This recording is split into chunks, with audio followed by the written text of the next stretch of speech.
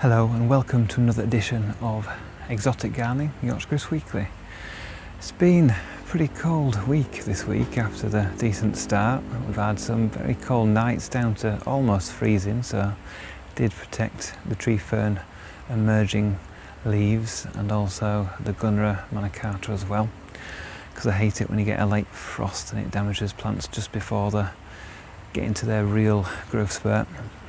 But thankfully we didn't have a frost, so it was narrowly avoided.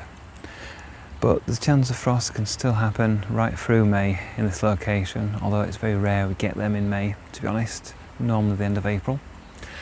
And this week I've been really tidying up around the pond area, so I've been planting up phormiums and other plants. So on this week's episode we'll be looking at the bank planting around the pond. We're looking at a bit of an unfortunate disaster with a little palm tree, and a quick update on what's happening in the greenhouse.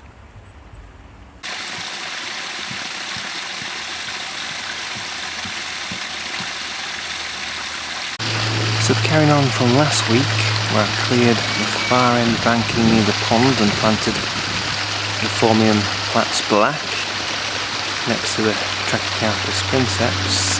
Done a little bit more planting and clearing around this area as well. Just pan across to where there's another princeps palm. And we've got the Yucca baccata, the banana yucca there as well. And we've also got a Xanthodecia just emerging in the middle of the frame there. And then if we come round over where the archway is, we've got the Chimerops arborescens. And then a couple of new plantings. On the left hand side we've got the Daniela. And the right hand side we've got a beautiful evening glow phormium, and they're planted underneath the Butia here. And to the left of that bit of open ground we've got a little Gunra tinctoria. We've got a nice fern there and a Fatsia polycarpa. Where the bare ground is, there'll be some nice annuals later on in the season. I'm glad I've cleared up all this area. It's ready for the summer bedding. Got rid of all the weeds. I've also cleared up on this side as well. So got the Cerintha here that's flowering that the bees love. Got another Princeps hybrid over here. And then below me we've got the hard ferns, the Lyciums chilense. And also around the corner I've got the Arundo variegata there as well. So the pond area has been cleaned up, tied up and planted, looking a lot better. It's got the rest of the garden to weed now and start planting up.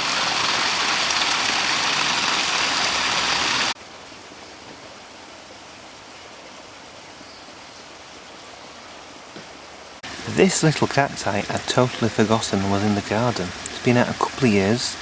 Was in a different location and the roots did rot off in one winter, so I just placed it on the ground here next to this polyphilla, and as you can see it seems to be alive. It's green and I've tried to move it, tried to disturb it, and it's absolutely solid, so it must have rooted well in this location. It's at a bit of a funny angle, but it seems to be happy, so I'll leave it here and see if it carries on growing this summer. Unfortunately, this Trachycarpus winsan has not made it through the winter, not because of the cold, but because of its loose roots and all the wind it's been subjected to. So before winter you noticed, did a video of the roots, and there's only one proper root at the base of this plant, and over winter I've tried to stabilise it, more soil around it, but it's been so loose, and as you can see the foliage has died back. And the centre, yeah, that's rotted away, it's had spear pull. So this needs to be removed. And another plant planted here in its space. It's a bit annoying that the only winsan I have has not survived. But it is so poorly rooted, unfortunately. It was not to be. Time gives me an opportunity to plant something else in this space. So it's just been a week since I sowed this sweet corn, and as you can see they've all germinated. So I felt sorry for the palm tree that I just dug up, and rather than throwing it away, giving it a second chance, I've potted it up into some compost and garden soil and buried it a little bit deeper, so hopefully it will root. Fingers crossed.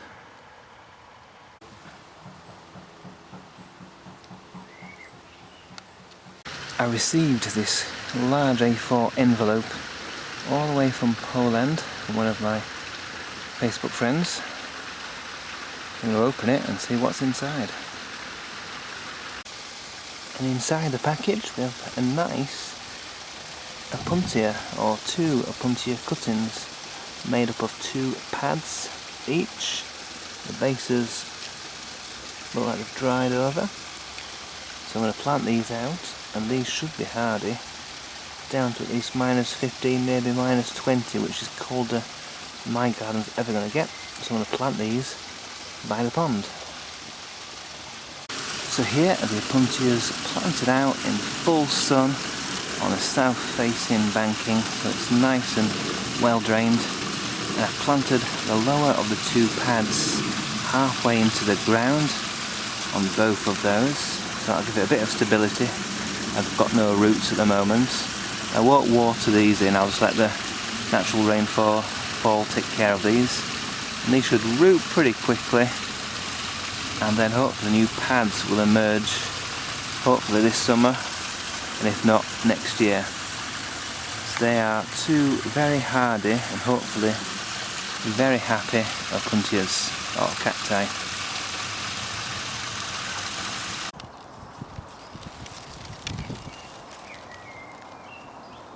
Thank you for watching this edition of Yorkshire Kris Weekly. Join me next week where I'll be doing lots more jobs in the garden.